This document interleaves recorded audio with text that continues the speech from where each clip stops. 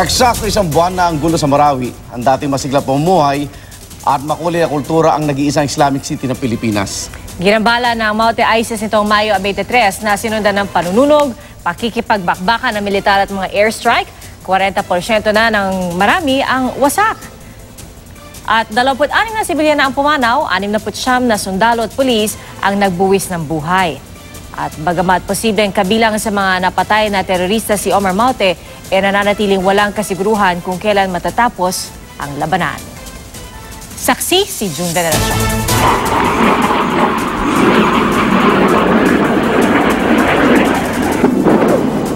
Kasabay ng pagliit ng mundo ng Maute ISIS sa Marawi, na-recover na rin ang 200 bangkay ng kanilang mga miyembro. Posibleng kabilang sa kanila si Omar Maute, isa sa 2 Maute brothers. Gayon din ang Malaysian terrorist na si Mahmoud Ahmad na pinaniniwala ang financier ng grupo.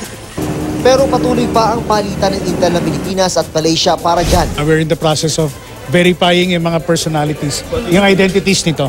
Pero ang kapatid ni Omar na si Abdullah Maute, pinaniniwala ang buhay pa.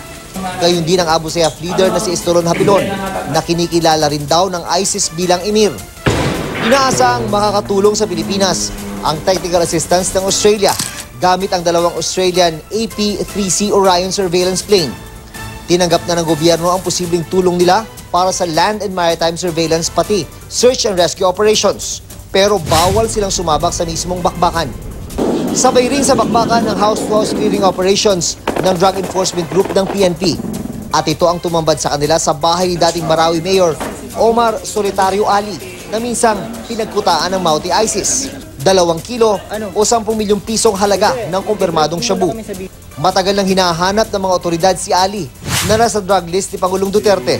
Pero tumangging may kinalaman siya sa bentahan ng iligal na droga. Kamakailan naman ay naaresto ang kapatid niyang si Fajad na naging mayor din ng Marawi. Isa siya sa financial and drug lords. Eksakto 1 buwan na mula nang sumiklab ang gulo sa Marawi. At bagamat desperado na raw ang Maute at tila nakordon na sa ilang area, delikado pa rin daw sila at di pa masasabing ganap na ligtas sa lungsod.